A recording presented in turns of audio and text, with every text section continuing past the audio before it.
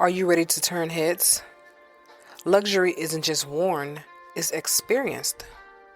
Introducing a Layla Cara style and new up-and-coming designer collection where exclusive shoes and bags for men and women meets your feet. How about you take a handbag and wear it in style, where each piece is personally designed by Layla Carroll herself and handcrafted from the finest material in Italy. Leather, smooth like butter, bold, timeless, distinctly you. Step into true elegance and make your mark with a Layla Cara style where confidence meets craftsmanship. Visit a Layla Cara style and experience the luxury of art that you wear. Welcome back to Improving Your Thoughts by Freeing Yourself. I'm your host, Layla Carroll, and today we're talking about one of the hardest and most freeing topics there is: family boundaries. Because sometimes the people who raised us are the same ones we have to set limits with to protect our peace. This one goes deep, you guys, as you already know. It's warm, healing, and honest about the guilt that often comes with setting boundaries, especially with family.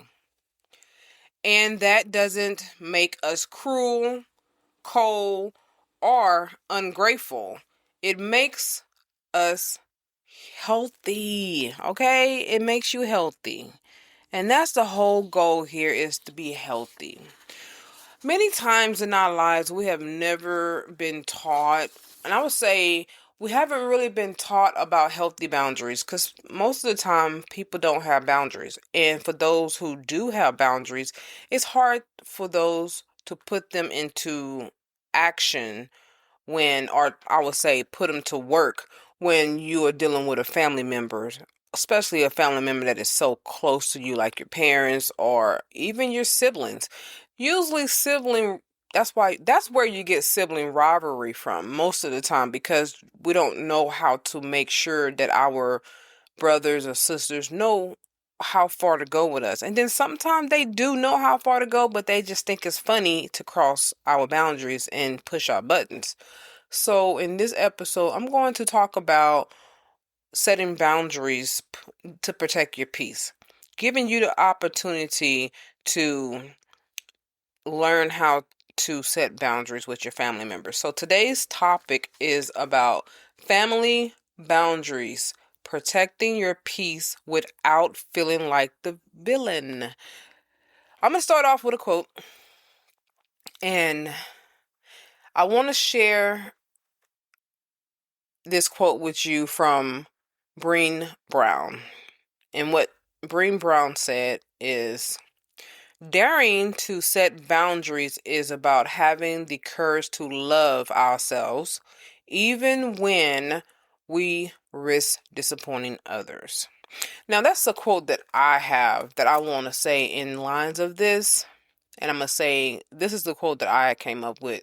So like I told you, I have a book that I have published last year, 365 Days of Mindfulness, Your Daily Affirmation Guide. Well, in one of the quotes that I have in the book, basically it's affirmation, but one of them I say to you guys is, I'd rather disappoint others than to disappoint myself. And I go into details about why it is very important to just disappoint someone else over yourself, because pleasing people is very hard to do. People are never satisfied. So they might be pleased right now for the moment for something that you've done for them right now, but in good timing, they will no longer be satisfied with what you have already done for them. And sometimes, well, a lot of the time, people tend to forget what you've done for them. And when you bring it up, they feel like you're attacking them by saying, "Oh, what have you done for me lately?" Or, "Oh, why are you bringing that up? That's old news." Or they go into defense mode to a point where they feel like you throwing something up in their face, and it's not true. You just reminding them that you was there for them, and they need to accept the fact that you have been there for them. So let's continue on. I want to go ahead and continue. What that really means, the quote that Breen Brown has said, what it really means is that exactly what this episode is about. I really want you to know about this episode is about courage. Learning to love yourself without the risk of fearing that you're going to disappoint others. Sometimes you have to disappoint people to grow. Actually, you are going to disappoint people to grow. If you're not disappointing anyone by your actions of self growth, then you're doing something wrong. You should be disappointing somebody. Now, don't go around trying to make people mad on purpose. But what I'm trying to say is that if you see the signs where people are getting mad at you because you're changing, because you're bettering yourself, you're growing, you're doing personal self-growth and self-worth, and they're getting upset about that, then you are definitely on the right track. Keep going, all right? Don't give up. So I want to tell you a story. You know, I told you I love story time, so I'm going to give you a story. For years, I felt guilty every time I said no to my family, especially particular ones in my family that I love dearly. If a relative needed something from me, like money, a favor, emotional support, you know, I was the go-to person that they would come to. There's been times when I had to stop going to people's houses because I knew they was going to need something and I couldn't provide for them. And when I started saying no, the problem is that even just for one moment, one time, and this is what I'm dealing with my mother, I just said no for one time. Suddenly I'm selfish or I'm acting different or something is wrong or I'm a MF or whatever.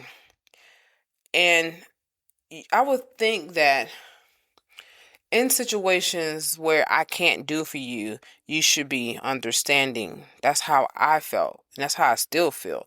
You should be understanding. You shouldn't pressure me to continue helping you when I'm telling you I'm no longer able to. Not at this moment. Because I have a life and I have needs. I have wants and desires. And if I'm constantly helping you, especially if I'm giving you money or I'm putting money into your life to improve your life, what's going on with my life? Because you're definitely subtracting from me. You're not adding to me. You're not adding anything to me. You're not giving me anything but your problems. That's what you're giving to me. And when I sit back and I think about these things and I say to myself, something got to give.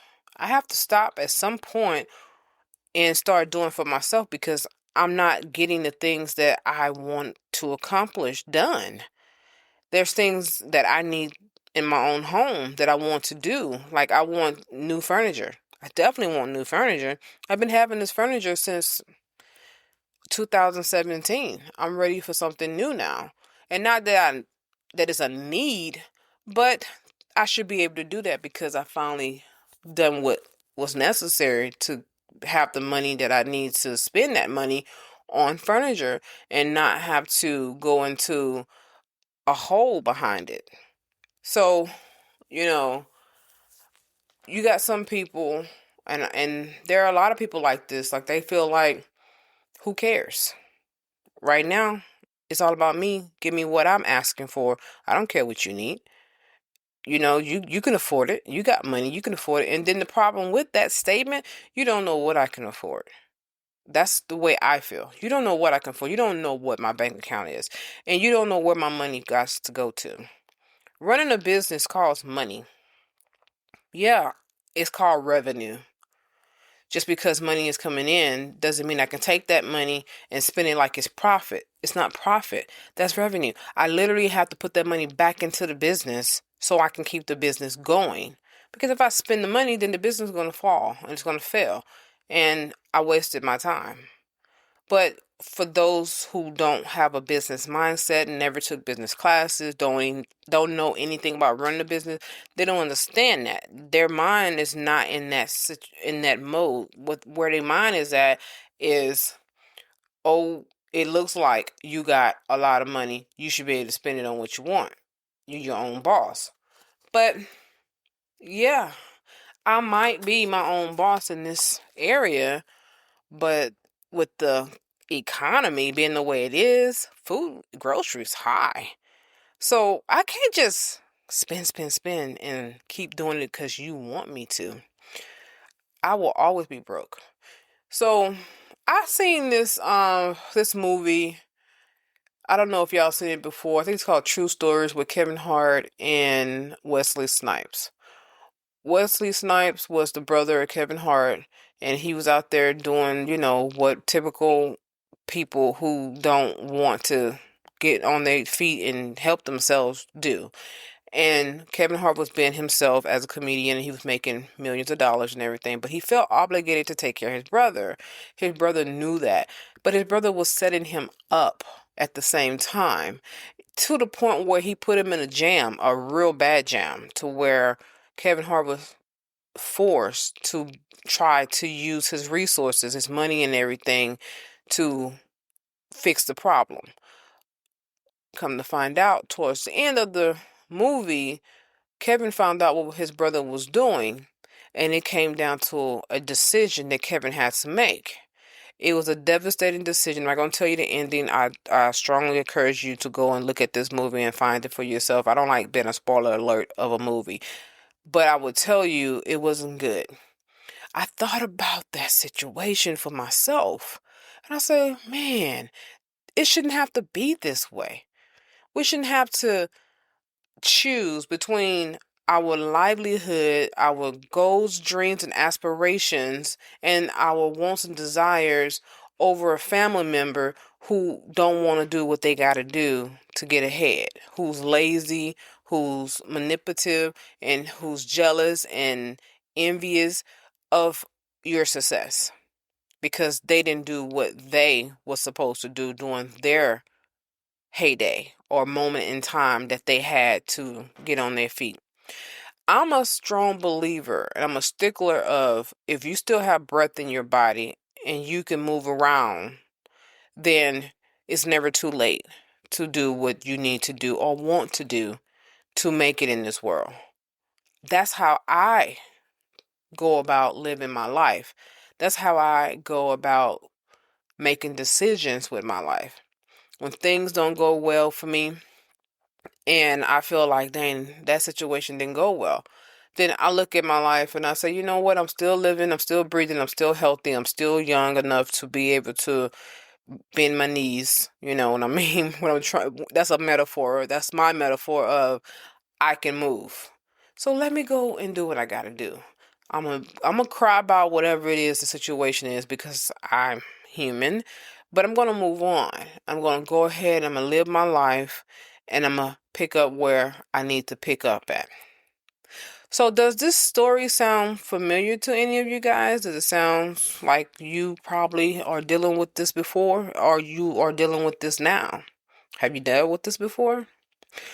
But one of the things I want to say is, one day I was sitting alone after a family gathering that left me drained. We'll be back after a quick break. If you haven't already, check out my luxury shoe and bag collection, a Layla Cara style. Each piece is personally designed by me and handcrafted from genuine Italian leather.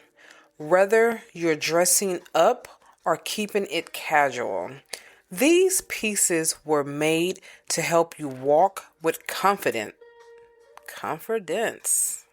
Because real style starts from how you feel.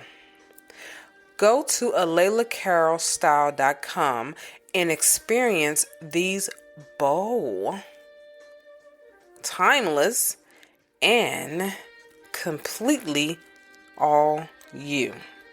Check it out. You might find something you like. Everyone had a good time. This is during Thanksgiving time when I had this moment here. Everyone was having a good time. They had already eaten. We was catching up, and I have bought and made Thanksgiving dinner for my family. And I was doing this for a while now. I would probably say I was doing it for about 4 years, maybe like year 4 for me, of buying Thanksgiving dinner, cooking it, preparing it, and hosting it. I was doing it all myself. The first time I done it, I was excited about doing it because I wanted to do something special for my family.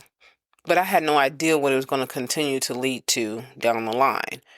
That people are coming just to eat your food. And you would not expect for no one to pay you for a plate or anything like that. That's not the case. What the case was is that year after year after year, that was expected of me. And I'm like, okay, I'm not going to do that this year because I have other things I want to do. Or I remember one time I didn't want to do it. I just wanted a very small gathering where I wasn't going to go overboard. It's just going to be maybe 4 or 5 people. That's it. Not a whole slew of folks. Because at this particular time, I was not really in the mood of celebrating Thanksgiving. But I left with a feeling like my boundaries had been trampled upon. That's how I felt. And that night, I realized something powerful. I wasn't trying to earn peace from people who benefited from my exhaustion. That's what I was trying to actually do. I was trying to earn peace.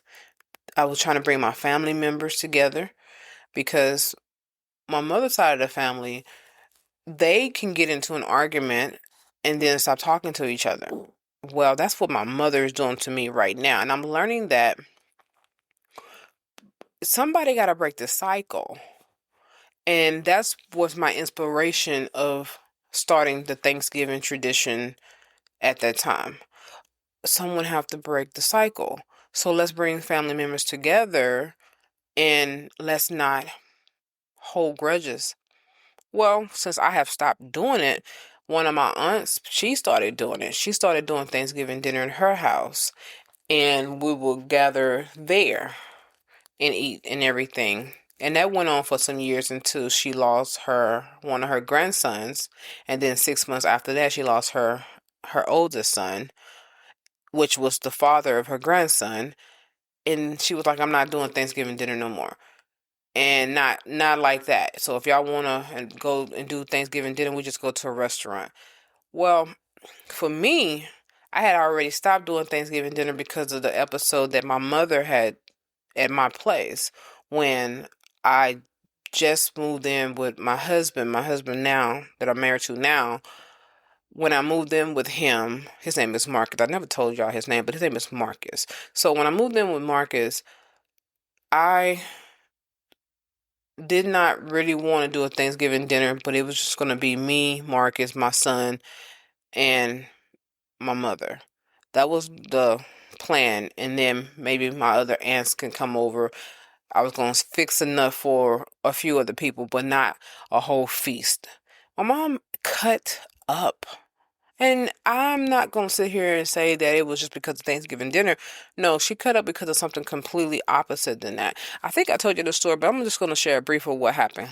If I did not share it, I'm going to share a little bit. So my mother came down the beginning of November and the first week of November, matter of fact.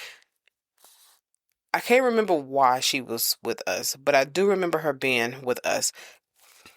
My boyfriend at the time. He wasn't my husband yet. We was just dating. But I knew that we were going to get married and everything, but he hadn't proposed yet. So Marcus was like, hey, instead of your mother going back home, how about you just go ahead and stay here until after Thanksgiving? Because at that particular time, I knew I was going to bring her back for Thanksgiving. He was like, that's just a back and forth trip. And he was right. So my mother had her car. She had her car here. And I'm trying to remember if I drove her car here or not. I don't know. I did not drive her car here because I don't like driving my mother's car. My dad was the one that drove my mother's car here for me. So we had went and got her and they had followed behind me or something like that to get from San Antonio to Houston. That's what it was. So to make a long story short, I don't want to get too long-winded. Let me just get to the nitty-gritty of the good, juicy details, okay? Because I don't want to be so long-winded. What ended up happening was that my mom, like I told you, she had a drinking problem. So she was drinking every single day. And she would start her drinking right at 5 p.m. and then she would drink until she passed out. Her pass out time was around 10 p.m., somewhere around that time. So that's 5 hours of just putting it down. And I'm not talking about taking a break, putting the glass down, bringing it back up. No, I'm talking about literally drink after drink after drink after drink, glass after glass after glass after glass, until the bottle was almost gone. And she had one of those big bottles of tequila. She would drink tequila. Either she would drink it straight or she would put a little splash of Coke in it. But that's how she drank her tequila. And over some ice. And my husband was not used to this behavior with anybody. So this was foreign to him. He was like, why your mom drinking so much? I said, that's how she is. She's been doing this for some years now, ever since her grandson had went into the CPS. Ever since he went into CPS, Child Protective Service foster home, she felt guilty because she was the one who called the foster people. She was the one who called CPS on my brother and his wife. She had no idea that they was going to actually take him from us. She thought that CPS was going to bring him to her, but because of her having that record, they said no. So she felt guilty, and because of her guilt, it drove her to drinking more. She was already drinking, but not at that extent. And it drove her to drinking more. Now she's an extreme alcoholic. To this very day, she is. And the thing with that is I was getting annoyed with it. And I told my husband, I said, see, this is the reason why I wanted her to go back home. And then when Thanksgiving came, I was to have her come back so we can get a break, because this is too long to wait 4 weeks with her. I can barely take a week, 7 days, living in the house with her, staying in the house with her because of the behavior. It's not her as a person. It's once she started drinking, I can't take that part with her.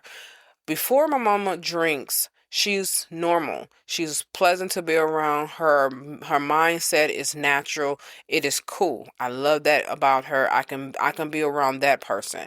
But when that drinking start, it's a whole nother beast. And I can't take that person. I don't know that person. That's not my mama. That's a spirit. And that's why they call alcohol spirits, because that's a spirit. And that spirit shows up, and I can't do that with this. And I'm like, oh, that's why I wanted her to go home. Well, my okay, so Marcus, he was married before me, and he had a stepdaughter. He had two stepdaughters, matter of fact. One of his stepdaughters, the youngest one, got killed. She got killed in a car accident by a drunk driver. Now you see where the story is going? Now you're starting to see.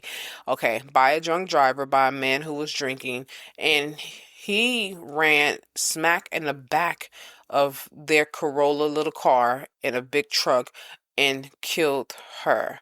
Others was injured, but she died. She was the one that died. She died instantly. So the day of her funeral, I remember going into my mother in the room where she was at, my son's room. She was sleeping in my son's room. I remember going up in there, and I just had a heart full of gratitude for her at that moment. And I said, Mother, I said, Mom, I just want to tell you that I appreciate you. I appreciate everything that you have done for me in my life. I appreciate you being there for me during this time with Junior, with with my son and everything. And at this time, Junior wasn't my son yet. No, no, no. I had just adopted him, so he was my son now. So yeah, I had just already adopted him. I said with my son and helped me through the process and all that. Thank you. At least I can give you that. And she was appreciative, and she was like, oh, I appreciate it and everything. Well, how things turn so quickly, I don't know, but things turn so fast. After the funeral, like 3 days later after the funeral, my mom, her car broke down. And it was her alternator. She needed to get the alternator done. And there's a mechanic shop, there's two, matter of fact, right at the corner of where we live at. And it's in walking distance. It's actually just one block. Literally one block. Me and my son have walked that block many times. Matter of fact, my son, when he was in elementary school, he was walking further than that to go to school. And he had to walk past the mechanic shop to go to school. So I knew that it was way less than a mile. Not even, I think it's like 0.1 or 2 little miles. Like very, it's not even a mile. And I can roller skate over there, be honest with you, because I got roller skates. I can roller skate there. It's very, very close. I want to give you the distance so you can see why I'm saying this. So what ended up happening is that she needed her alternator fix. And I'm still going to work at this time. So I'm going for 3 nights, and there's no way I can keep track of helping her with this car and everything. Now you're gonna get a clear picture of why I said, my mom, I got to stop doing what I had to stop doing for her, because she took advantage of every single thing. I mean, every single thing. You can get a clear picture right here. I'm gonna give it to you exactly how it happened, and I'm gonna tell you the dramatics of it. So brace yourself, all right? So, let's get into this. So what ended up happening was that she was like, okay, I need to get my car fixed. And I said, okay, well, let's take your car and find out what's going on with it. And I knew what was wrong with it because I have dealt with cars for a long time. Like I said, my dad's a mechanic, my brother's a mechanic, and I dated a guy who was a mechanic. So I knew something was wrong with that alternator. And I'm like, okay, what about the battery check? We took it to AutoZone, whatever, one of the auto parts stores, and they was like, yeah, the battery been drained, but it's still good. And I said, let's check this alternator. Say, okay, the alternator is completely dead. That's what it is. So, okay, we can get an alternator. But the alternator costs way more there than it would have been online. And that's where I get my car parts from, online. I said, Mama, let's not do it right now. How about because I'm a stickler of getting some discounts. I am. I am one of those ones that I feel like if you can get it cheaper, let's do that. Especially if it's the same situation. It's not going to be nothing less than value wise. So I said, let's do that. So what ended up happening was that I found an alternator online, and I told her, okay, let's get this alternator, and I'm not paying for it. I'm letting her know I'm not paying for it. She thought I was. And I'm saying, I'm not going to pay for this. Why? Well, I got other things to take care of. And then Thanksgiving is coming around. I need to use this money buy this food and all this stuff. And she was like, quiet. She got quiet. And I said, oh, she finna get in her feelings. Oh, man, here we go. So she didn't say anything. And she was like, well, okay, I'll go ahead and pay for the alternator. I'm like, this is your car. Why don't you pay for the alternator? You got to pay at some point anyway. It's your car. I'm not driving your car. And so we ended up getting the alternator. We took the car over because it was still drivable. So we drove the car over to the mechanic, and he told her he was going to put it in, but he wasn't going to be able to put it in that particular day because he had other cars before her. So he was going to call her and let her know when it was ready. Well, while I was at work, he called and told her the car was ready. She sends me a message saying that I need to take her to go get her car. I said, I'm not going to be there in the next 3 days. So you're going to be going without your car when you can just walk a block and go get your car. All you're gonna do is walk there and you'll drive it back. Oh, and she just went into a hysterical rage. And I'm not talking about on a text message. She called me, we talking, she's going off, and she was like, I cannot drive. I mean, no, I cannot walk. I am disabled. I cannot walk. My back hurt. I can't do it. I'm like, seriously? You can't do it? I just saw you dancing the other day. Don't go there with me, And I'm like, you ain't I mean, you're disabled, but you ain't crippled, and your disability don't come from you not being able to walk. Let's not do that. And I'm telling you guys, she was tripping the hell out with me, like snapping, going off, and it just got worse from there. So I was thinking, it's time for her to go home. I'm done with her being at the house. Forget this Thanksgiving dinner crap. So I text her and I said, Mom, when you get your car fixed and you get your car back, it's time for you to go home. I'm ready for you to go home. You've been at our place too long, and I need some peace. And that took her to another level. She really got pissed off. I mean, was angry, was screaming, and not only that she was so angry, she ended up getting in my husband's face. Keep in mind, he wasn't my husband yet, he was my boyfriend. Getting in his face, talking about, I believe that it's your fault. Every time my daughter getting into a relationship with a man, she just forgets about me. It's always about her and that man and who she's with. And I don't like it. And just all in in Marcus' face. And he's like, I didn't say anything to your mom. Why is she in my face like this? Why is she tripping? And talking about your exes and how every time you get in a relationship with somebody that you forget about her and all this stuff. And I was like, oh yeah, it's definitely time for her to go home. So I ended up getting off work early because we had a cancellation on the flights. So whenever cancellation happened, we get to go home, or if it's in my base. In my base is where I live at. So if it's not in my base, then we stay where we are. So this happened to be in our base, and I was able to come home. Now, I do have the option that if a cancellation happened, I don't have to come home. I can also get a hotel near the airport because I do live 40 minutes from the airport. And they, of course, my job, they pay for it. And I was like, no, not today. But then my husband had called. I had already told him that the flight had canceled. And he was like, hey, how about we just take a break from being at the house with your mom and let her stay there with Junior, and we go ahead and get the hotel and just give ourselves a free night. But by the time he called me to ask me that, I was already pulling up in the garage at my house. I was already pulling up. I ended up walking because I had left my garage door opener. I thought I had it in the car, I didn't. So I had to walk to the front door to open my door to let myself in the garage. But that was the plan.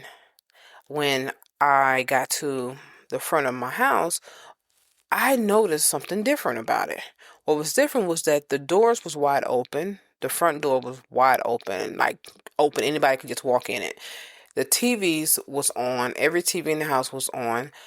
The window blinds and curtains was wide open so you could see straight in the house. And keep in mind, this is like 10 o'clock at night. So you can see straight in the house. You can see everything. And I'm looking like, where's my mom and where's my son? What's going on? I was a little nervous, like maybe someone broke into my house. So I took my phone out and I started recording everything before I walked to the door. Because I'm like, hold up, if something happened, I want to make sure I get everything on camera. So I started videotaping and everything. I walked up to the front door and I'm thinking like, please tell me no one didn't rob my family and hurt my family, getting all nervous. And I'm hearing the beeping sound of the refrigerator because it was wide open. It was left open. So we got one of those refrigerators that if it leaves it open, it'll start beeping, letting you know that it's not closed properly. That was wide open. So I go upstairs and keep in mind every light on in the house. So I go upstairs and I open up my son's bedroom door. My mother is passed out across the bed with the tequila bottle still open, no cap on it. A glass of tequila half full, and my son is laying next to her asleep. And I was like, no, she didn't. No, she did not leave this house like this. So not responsible. So not responsible. And it just pissed me off. I was pissed. Oh, I was so mad. I was furious, you guys. Furious. So I tried my best not to start nothing, because you got to keep in mind, I had just moved in with Marcus in June. So June to November, you already know that's not even a 6 months thing. That was only 5 months of being in his house. And this is his house that he paid for. So he invited me and my son to come move in with him. So that was what a disrespect to me was at. And I said to myself, I'm glad Marcus is not here to see this. And he was at the gym, because that's what he does whenever he feel the need to get away, because he said to me, I don't be want to be around your mom, so I just find a way to go to the gym and get back after 10 o'clock when I know she's passed out, and then I can be in the house. But when she's there, she's picking on me and saying things, and I just can't. I just like to stay away. I don't want to cause no trouble. So he felt very uncomfortable in his own home, is what I'm trying to tell you guys. So after that, I was like, it's time for her to really go, and go now.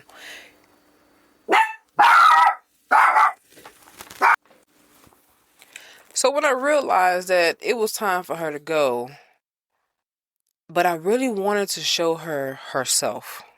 And I was thinking to myself, in the morning time, she's usually a lot more alert. I would say a lot more of herself, because she normally have slept it off.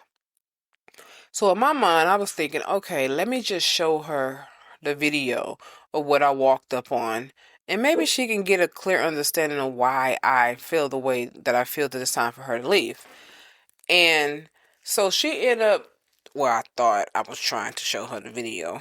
But what ended up happening was that I heard her talking about me to my son, about me being no good, me being I'm gonna use the words, so I'm letting you know it's explicit. Me being a bloody bitch, and me not being a good daughter, and all these things. And I'm thinking, okay, she's still mad because I told her she had to go home. What? Oh, I'm like, this is not good. So what I ended up doing, I opened up my son's door, and I told him, come on out of here. Come in here, because she don't need to be talking to my son like this. At this time, my son is about 8 years old. Nah, he don't. No, actually, he was 7. He was 7 going on 8. And I'm like, he don't need to be listening to this. So I said, come on out of here. Come on out the room. Come in here with us. And so he goes in. He comes in the room with us. And as he goes in the room, I go back out, and I go to her, and I say, Mom, let me show you something. I said, I want to show you reason why I'm saying that it's time for you to go home. And I try to show her the video, and she was like, she's looked at a little bit of it, and she's like, that's staged. You did that. You made that up. You staged all that. And I was like, when would I have time to stage something like that? Why would I do that? If I want you to go home, I want you to go home. I ain't got to stage anything to get you to leave my house. And she said, this is not your house. This is not your house. This is Marcus' house. And he going to end up putting you out too. Watch, just watch. And all this stuff. And I'm like, I said, that's what you want. That's what you want. You want me to not have nobody. You want me to be lonely like you. That's what you want. And that's not cool. And I kept trying my best to get her to. Then I said, you know what? Nah, I'm not going to try to make you look at this video no more, because you already made up your mind that it's not real, that I staged it. I still just want you to leave. So I end up calling one of her sisters to tell her, can you come get her? Because this is enough. Enough is enough. I can't take it no more. In the midst of me talking to my aunt on the phone, my mother is tearing up my son's room. She's throwing the shoe racks all over the floor, breaking it, throwing. I mean, she's just having a fit. And when I go up in there and I see that she was drinking, she started drinking again and she's drunk. And I say, oh, now we drinking in the daytime? I'm not drunk and all this stuff. And no, you drunk. You drunk. I see it now. It's all over. So I asked my son, I say, did your grandma start drinking this morning? She said, yes, ma'am. She poured another glass and started drinking. I said, okay, she definitely gotta go now. So I told my son, come on, let's go in the room. My husband, well, Marcus, he was in the room and we locked ourselves in our bedroom, in the master's bedroom. We locked ourselves in. And she started trying to open up the door to get in our room, like someone trying to invade the house. And I was like, oh, she is out of control. Like, for real. Then she started bamming on the door, bamming on the door. And then she went from trying to bam on the door to end up trying to break the door down. And I was like, this is crazy. We are really in a problem right now. And I'm telling, this woman went so damn crazy on me to where I was like, I came out the room and I was like, Mama, enough is enough. You got to stop. She grabbed me by my arm.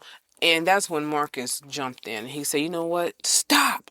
Enough is enough. Stop it. Stop it. And I was like, oh, this is too much. So after all that was done, my aunt shows up and she's like, come on, Karen, let's go. Yeah, her name is Karen. You're like, oh, Karen, yep, she's a true Karen, you guys. And I'm not saying it because it just sounds good to say. No, my mom was really a Karen. She gets in other people's business. She does all those things. And I am not trying to sit here and, oh man, yeah, she does. And I can go on and on and on about some stories with her, but all I'm gonna tell you is that I've been in a situation where at this point, I knew it was just time to change. And after I changed, our relationship kind of like drifted apart, but I still tried to stay connected, but I just knew that it was going to be very hard for me to do due to the fact that the reality of it all, my mother don't really want me to be with no one. She want me to be with her and give her all the attention the way she wants it. And how do I know this? Because I've heard it come from her friends. I heard it come from her sisters. And they all say your mom want control. She want you to do what you used to do. And that is give her money, take her on trips, always be there with her, stay the night with her, come move back home, those type of things. And I'm like, if I did something like that, then my life is not my life anymore. My life is hers. And then when it's all said and done, let's just say God was to call her home before me. What I'm going to do after she's no longer here? Because now I'm trying to start over. Come on now. I'm in my 40s. I can't do that. That's not the way my life is designed to be. And that's not what I want. So later that night, after she left and went to my aunt's house, because she didn't go home right away. She went to my aunt's house. She ended up spending Thanksgiving dinner over there. So what ended up...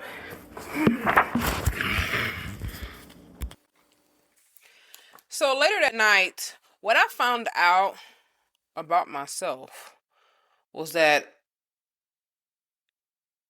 I was trying to earn peace from people who benefited from my exhaustion. That was the day I started protecting my energy, not explaining it anymore. I decided enough was enough. I was done with trying to please people. Guilt shows up, and it showed up because I ended up having this guilty feeling like, man, but then I also had this like a shield that was around me that was protecting me that made me say, don't feel guilty. You didn't do anything wrong. But I did. And I was asking myself, why does guilt show up like this? Why? And I realized that guilt shows up because we have been conditioned to believe that saying no equals rejection. But in reality, no is often a form of self respect. It says, I love you, but I love myself too. You're not rejecting the person, you're rejecting the behavior that drains and that disrespects you. And that's what I had to realize. I wasn't rejecting my mother, I was rejecting her behavior. It was very draining and disrespectful, all because you didn't want to walk to go pick up your car. Oh, and it went even further. She started telling people, and that's why I started feeling guilty, because I hated the fact that she would take everything that was done and she would twist the story to make it feel like I was a bad daughter, that I was doing her wrong, and making people believe that I was awful when I know I wasn't awful. But she was doing that. And she was telling people, like, this is what she did, and she was making me walk, and the way where the car was, it was across the highway. She wanted me to walk across the freeway, all these cars. And I'm saying, no, that's not true. Where I live at is in a neighborhood, and it has mechanic shops on the corner as well as corner stores, the convenience stores. And the mechanic shop is across the street from the convenience store. She can walk there. What's wrong with just walking one block? Matter of fact, you're only going to cross one road, and that's the crossway, and it has a cross light at the stoplight that says to stop and to walk. So what's the problem? You know, and she was, and one of my aunt's friends, she was like, "Oh, she made it seem like you were trying to make her walk 3, 4, 5 miles." I said, "No, I would never have done that." And she said, "I know you wouldn't have done that. I know you're not like that. And I'm just wanted you to know that this is what's going on."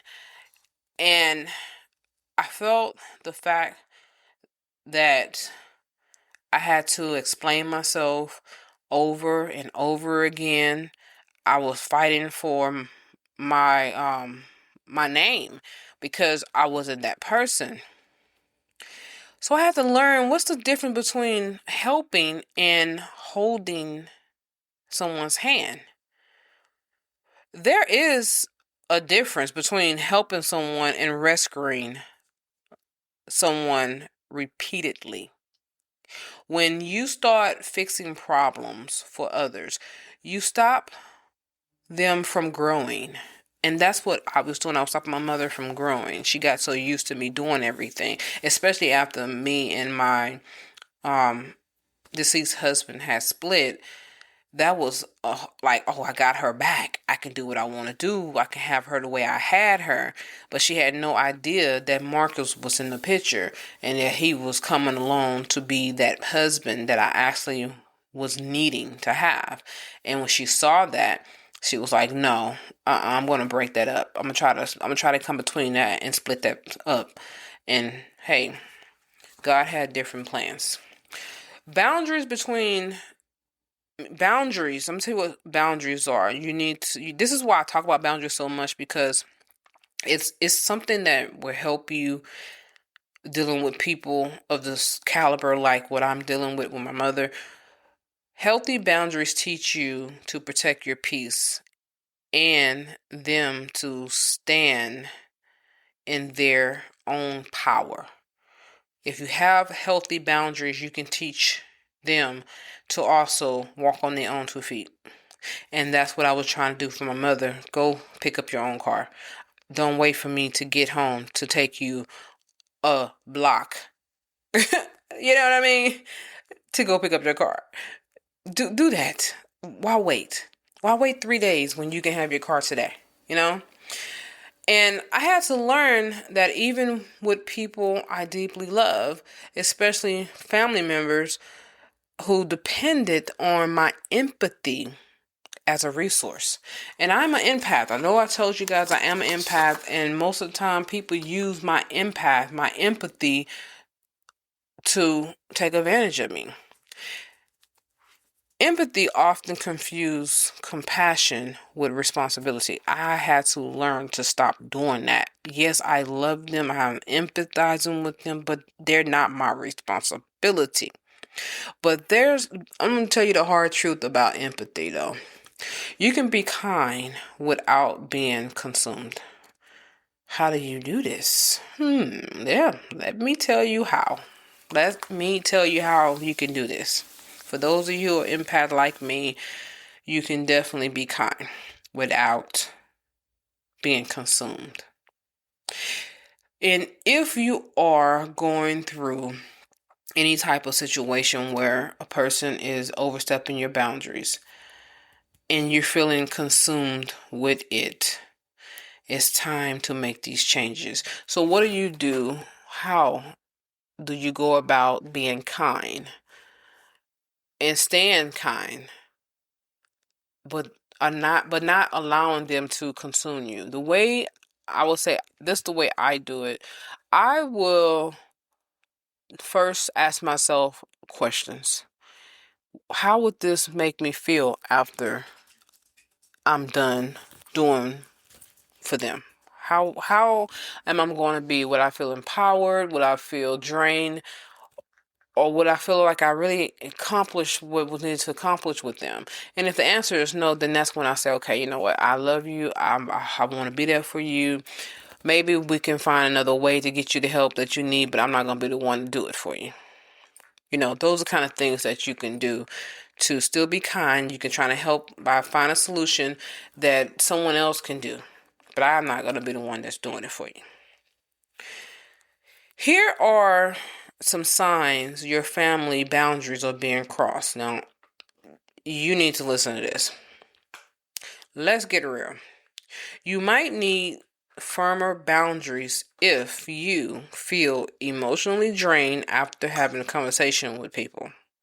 Whoever the person is, if you're having this energy zap that's taken from you after talking to them, then you allow them to put some things in your head that you did not protect.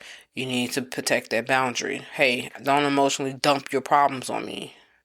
Let me stop you here. I don't have the capacity to take on this information at this time. Let's talk later. Those type of things. You might feel guilty if, let's say, you might be in a guilt trap if you do take time for yourself and you feel like something is wrong. You should never feel like something is wrong because you're taking time for yourself. What that is that you are in a guilt trap. They're guilting you into a trap to not take that time for yourself. Here's another one. You hear phrases like, you've changed, or you think you're better. Oh, those are just phrases of manipulation, so be careful with that. And then there's another one. Here's another one. You feel anxiety before family events. I have heard people talk about they hate going to family functions because they feel uncomfortable. They feel pressured, like something's going to happen where certain things going to be brought up. For instance, let's say you got an overbearing mother who feel like you do need to get married and have kids. So mine's the opposite. Mine feel like I shouldn't be married and have kids.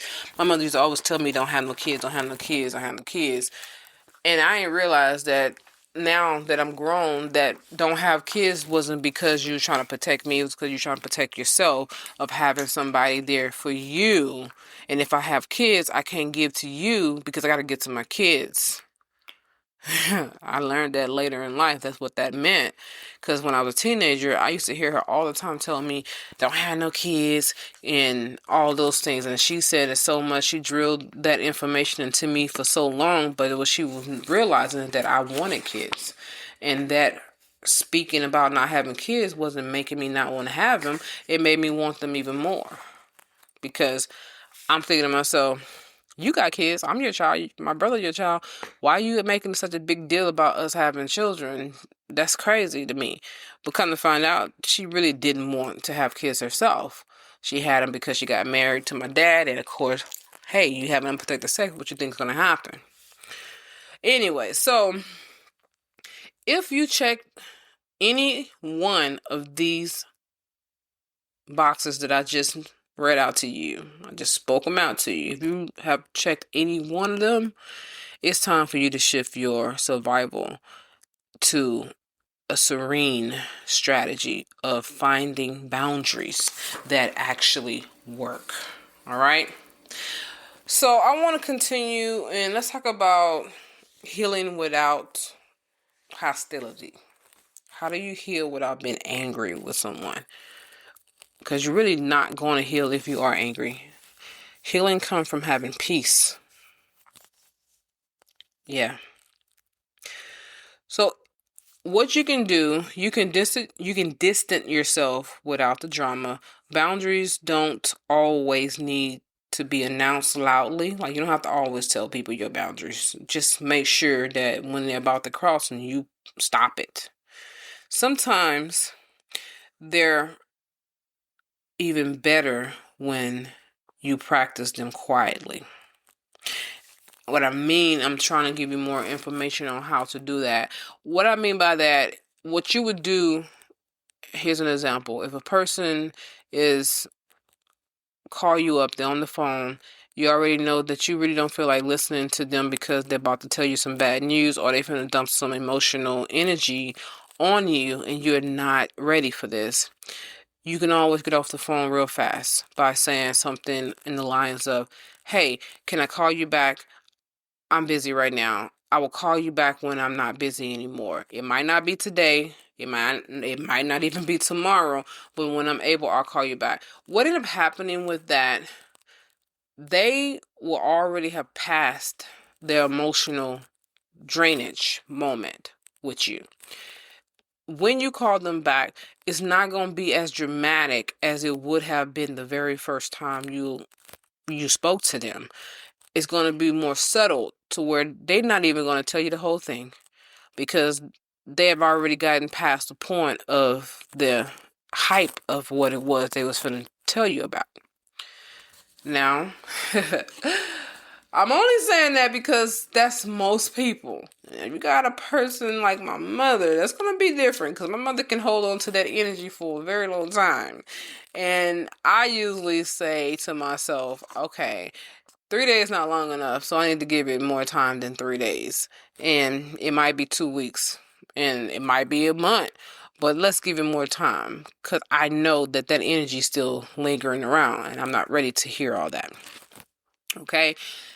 You might stop answering the phone. Yeah, sometimes you might have to stop answering the phone.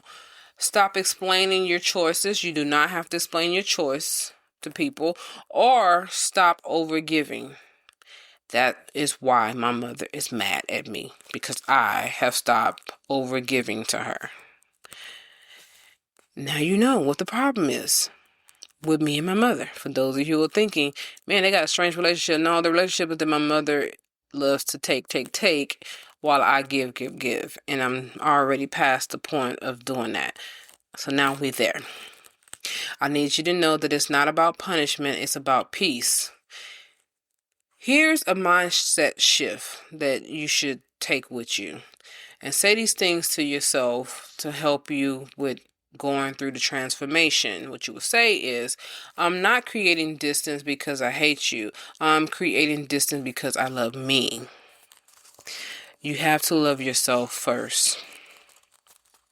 So we're going to move on to the next segment of our podcast. We're going to talk about personal reflection as well as affirmation.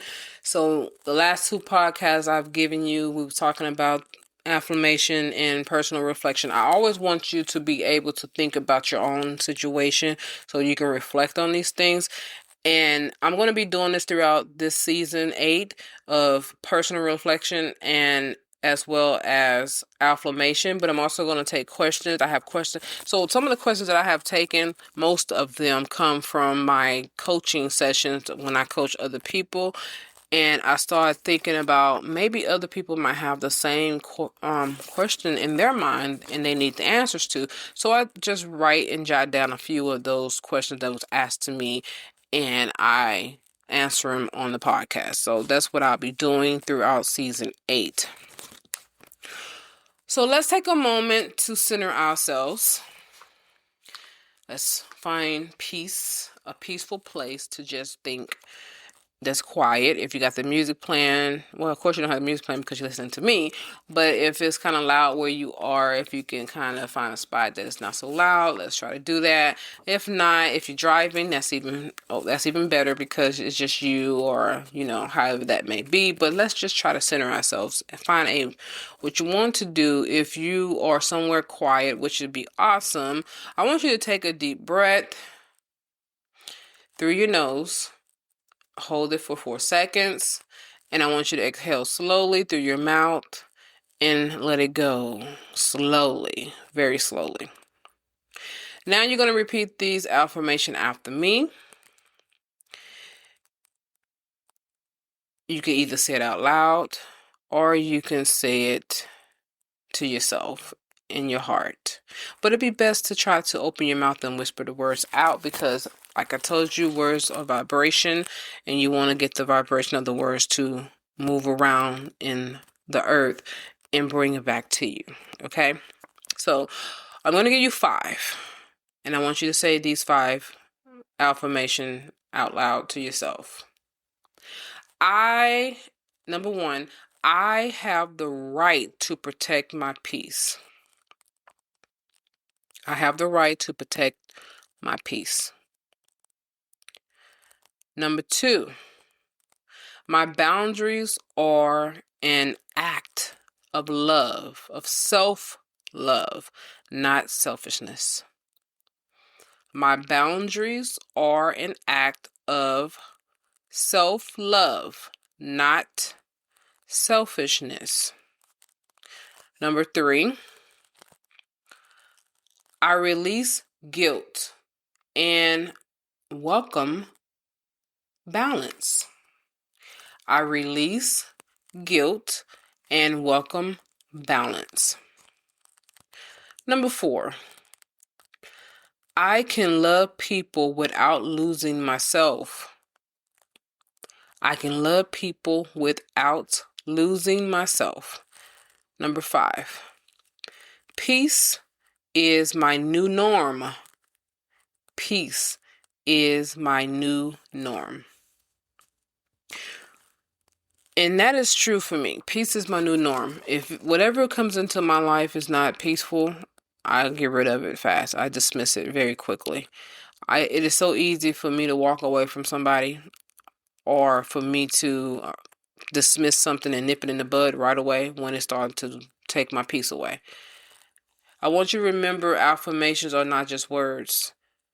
They're rewiring tools. That's what they do. They rewire your way of thinking. It rewires your brain. So each time that you say these affirmations, your subconscious starts believing that protection and protecting yourself is safe. And that's what it starts doing. That's why you do these affirmations.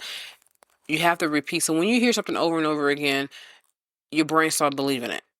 And that's one reason why the scripture says that faith comes by hearing the word of God. It comes by hearing and hearing the word of God. Because when you hear something over and over again, your brain starts to believe it. And that's why a person can tell you a lie over and over again, and then you start believing that lie. That's exactly how your brain is rewired. It's wired that way, to just say, oh, I keep hearing this, so this must be true. So you got to do that with positive things, because when you keep hearing negative things, you end up believing it. So the positivity is what you want to continue to feed yourself. And you say these things to yourself because every time someone says something to you that is not true, you can counteract it with what is true. Okay? So our next segment is going to be about questions. I want to go ahead and get into the questions and stuff. So now let's dive into a few listeners' questions that comes to me either by someone giving me a message. I have had emails where people have emailed me questions and stuff, and also have some of my clients who have asked me questions as well. So like I told you, this is what we're going to do throughout this season and everything. So here's question number 1. How do I set boundaries without making my parents feel like I don't appreciate them? Huh. I started laughing because I was just talking about my mother, right? Okay, so let's see. I'm going to say this to you first off. This is a heartfelt question because I'm actually dealing with this now and been dealing with it for a long time. But now I've got to a point where I feel like that I can do more and not feel guilty about it. And I can set these boundaries without me feeling like I'm not respecting or honoring my mother, you know? So I would say to you, this is something that many people wrestle with. And here it's like one of those situations where gratitude versus boundaries can coexist. Both of them can go together. Because remember, I told you how I went into the room right after my husband's daughter, a stepdaughter, got killed in an accident, and I was telling my mother, hey, I appreciate you. I still do. That ain't never went nowhere. I do. And then right after that, she started acting a crazy fool because I told her it's time for her to go home. Well, it could still coexist at the same time. I was setting boundaries even though I gave her the gratitude and appreciation because I meant it. And you have to mean what you say. You can say, I appreciate everything you've done for me, but I need my space to grow on my own as well. You can do that. So when you communicate calmly and consistently, remember that your parents, they might resist you at first, and they most likely are, but over time, they'll learn to respect your no as being no and not a rejection. Okay? That is meaning that you are self-aware about yourself and you're using your self-awareness. So I hope that helped. So question number 2, what if my family keep ignoring my boundaries? That is going to happen. I'm going to tell you that now. You will have that. You're going to have to consistently, every time they're ignoring your boundaries, you're going to have to enforce them. So that's when you need to shift. Sometimes if they're not listening to what you're saying, then you're going to have to live it out. It's that simple. I keep saying these things to you. You're not listening to me. So instead of me talking, I'm going to show you. And that's what you're going to have to do. You got to live it out. Don't argue with them. Don't over-explain to them. Don't do that. Simply follow through with your actions. If someone keeps crossing your limits, no matter who they are, your distance become your message.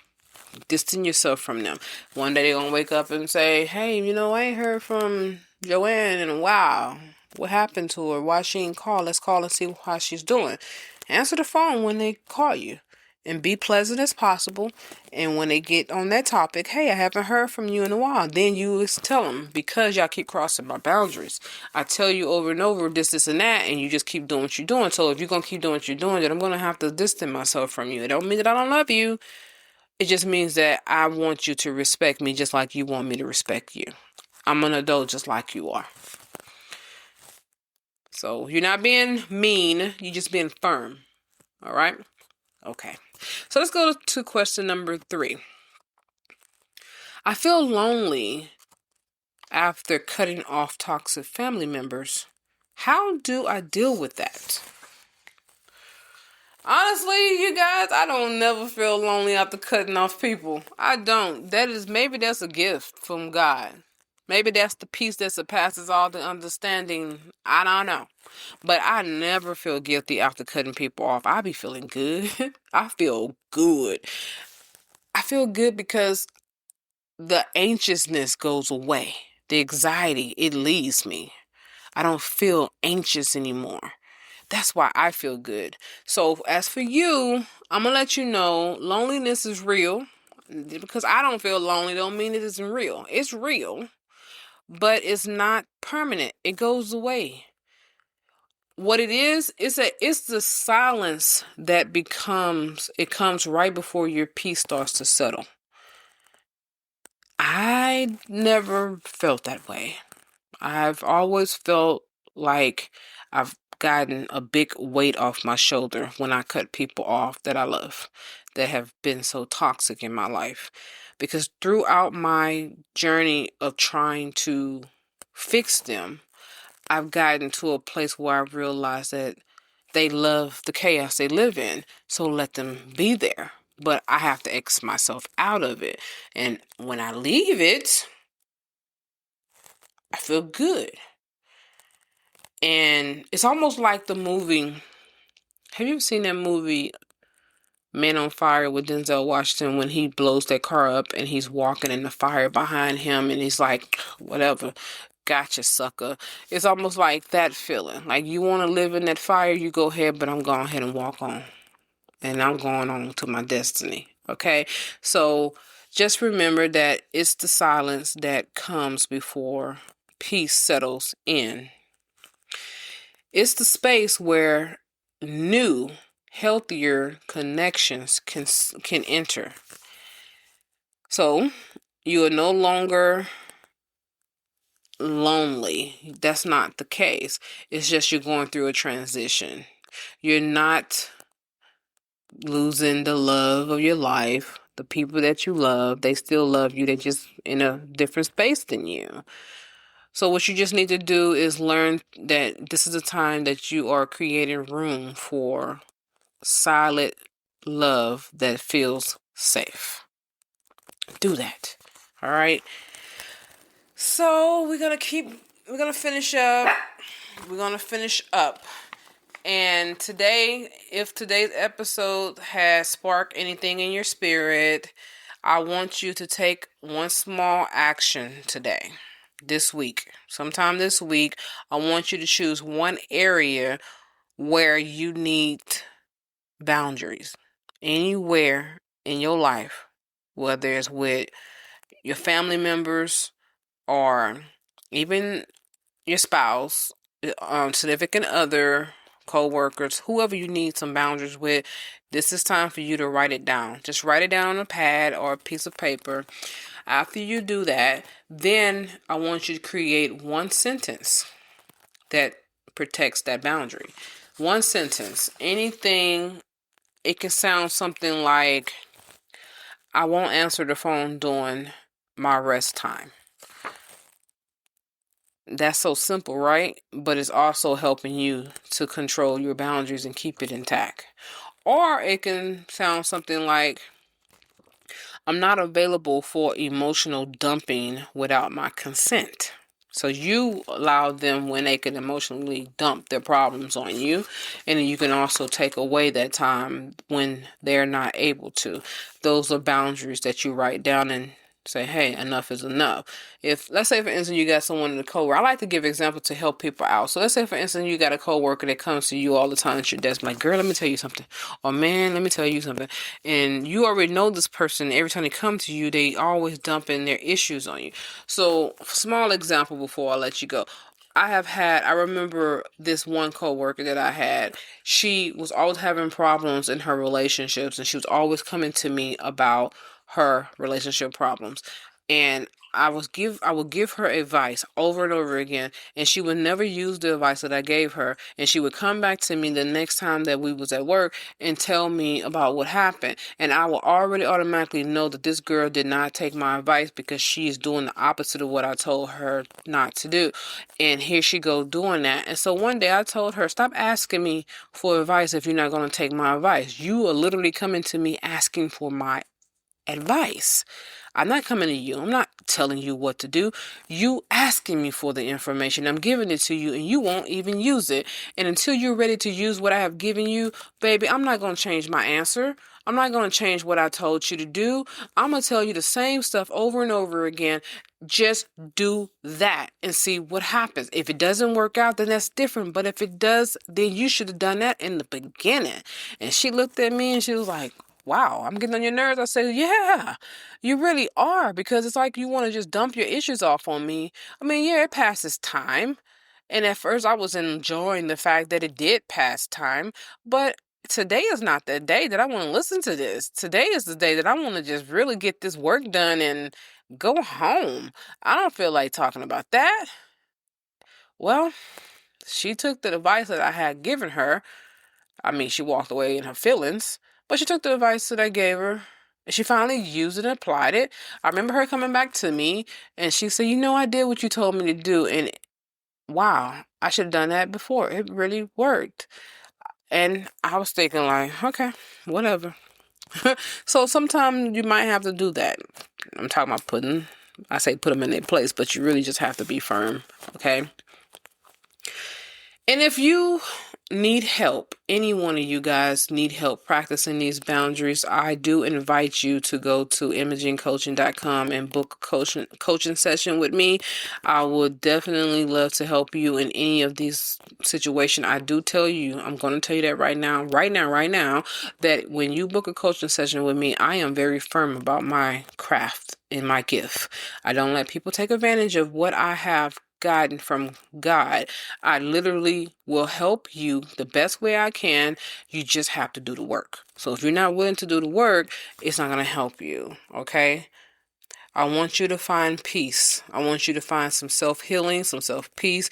And that's what my classes are about. That's what I do when I coach you guys.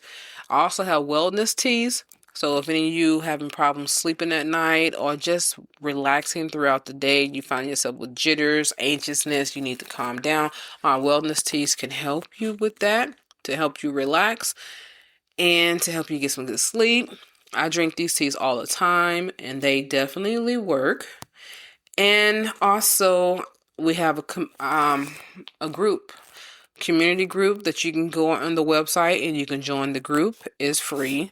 So go ahead and join the community group. It's similar to any group that you are in with Facebook. It's like a Facebook group, but it's not on Facebook. It's on my website. So go ahead and go to the website and you can join. It's private. No one else is going to be able to listen to or read what you say. So it's between you and the people that's in the group that's similarly going through the things that you're going through. Y'all can relate to each other and also bounce ideas off each other as well.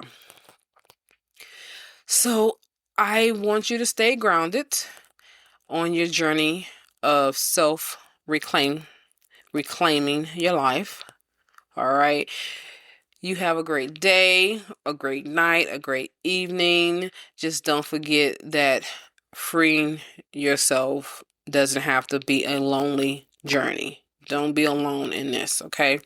Until then, thank you for joining today's topic on improving your thoughts by freeing yourself. Remember, protecting your peace is not a betrayal. It's an act of self-respect. Until next time, take care. I want you to take care of your heart, take care of your mind, and take care of your boundaries. Signing out, Alayla. Are you feeling overwhelmed and exhausted by stress? Introducing Stress Management with Imaging Coaching, your ticket to a calmer, more balanced life. In this journey you will be taken with us here at Imaging Coaching, we'll equip you with powerful techniques and tools you can use to conquer stress, control, and transform your life. From deep breathing exercises to mindfulness practices, you'll discover the tools to relax your mind and body. Come join us on this transformative path and unlock a world of inner peace and resilience. Don't let stress hold you back any longer. Take charge of your well-being today with Imaging Coaching, your stress management team. Discover clarity. Defeat stress through Imaging Coaching at imagingcoaching.com, at imagingcoaching.com, at imagingcoaching.com, at imagingcoaching.com.